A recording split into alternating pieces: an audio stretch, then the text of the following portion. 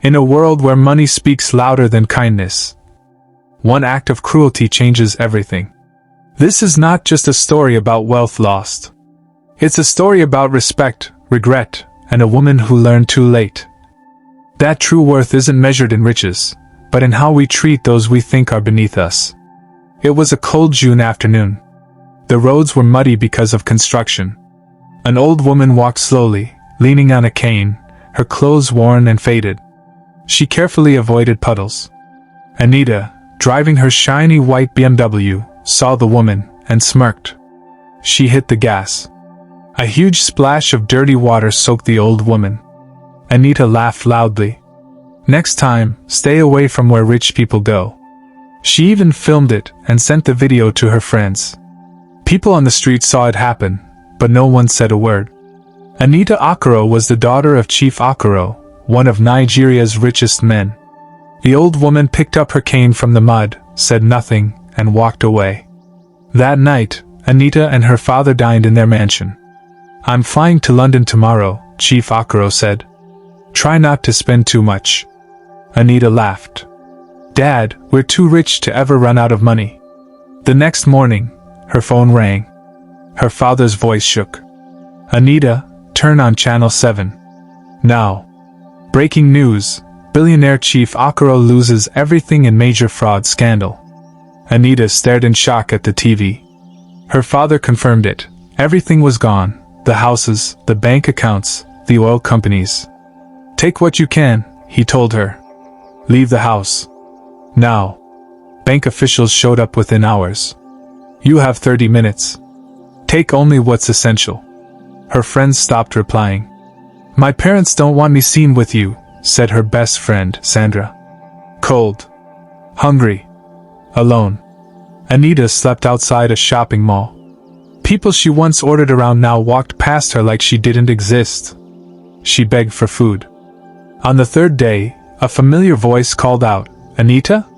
It was Patience, a maid Anita once fired. Tears filled Anita's eyes. "I lost everything." She told Patience what happened, including the story about the old woman and the puddle. Patience listened, quietly bought her a meal, then said, "That woman wasn't just anyone. We need to go see Baba." Baba looked deeply into Anita's eyes. "You're cursed," he said. "You humiliated someone with powerful spiritual protection. The spirits are angry." "Can I fix it?" Anita asked, desperate. "Only if she forgives you." "Truly." Anita searched for days. Finally, a newspaper vendor led her to Makoko. But it was too late. The old woman, Mama Kiki, had passed away the night before. Anita broke down. "I needed to say sorry. I needed her forgiveness." Back at Baba's house, she pleaded again. "There must be another way." Baba shook his head. "When someone dies with your cruelty still fresh in their heart, there is no second chance." Months passed.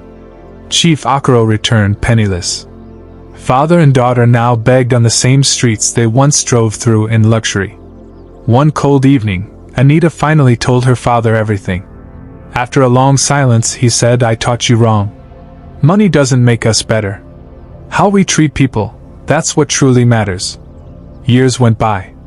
No one remembered the Ocoro name. But Anita never forgot.